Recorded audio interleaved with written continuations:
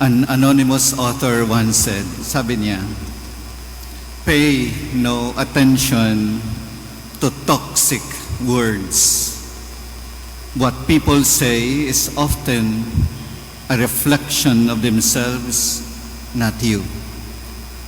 Huwag mong pansinin ang mga sinasabi ng mga taong nega. Kung ano man ang sinasabi ng mga tao, yun ay reflection kung ano ang pagtingin nila sa kanilang sarili. Brothers and sisters, the gospel today, Jesus healed a man who could not speak because he was possessed by a demon.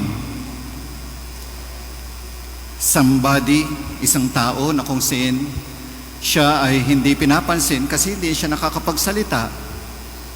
Parang he was left to himself. And so Jesus healed that man. Ang reaction ng crowd, sabi niya, we have never seen anything like this. Hindi pa kami nakakakita ng ganito. On the other hand, yung mga Pharisees, sabi nila, nako, pinagaling niya kasi he drives out demons by the power of the prince of demons. Jesus, even though he was doing good, but in the eyes of the Pharisees, para sa kanila, hindi pa rin okay. Ang nakikita nila, negative.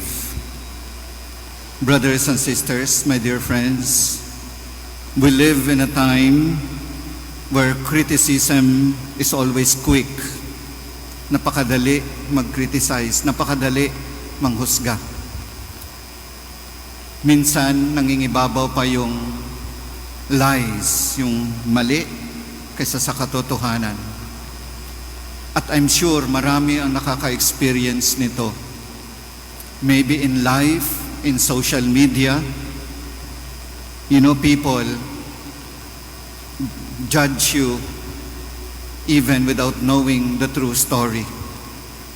People are quick to judge even without understanding the full details. Ang dali lang naman mag-comment. I am sure ang daming mga kakilala ni Father, dami na lang ginawang kabutihan, and yet in the eyes of people, para sa kanila, negative pa rin yung unfair and negative comments. Sa social media, minsan sa trabaho, minsan sa family. Very painful, very sad. Sometimes people speak as if they know everything, no? Parang magsalita, halos alam na nila kaagad ang lahat. People are always looking for negative. Yun yung naging reaction ng mga Pariseyo.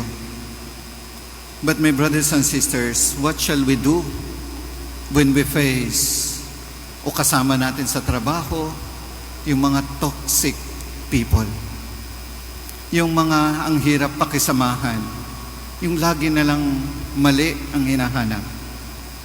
Jesus didn't argue with them. He continued his mission by preaching and by healing. Let us do the same.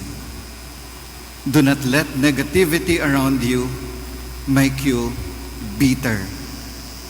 Huwag kang magpa-apekto sa mga sinasabi ng mga taong hindi maganda ang nakikita at hindi maganda ang ginagawa. Let your kindness or goodness shine before others.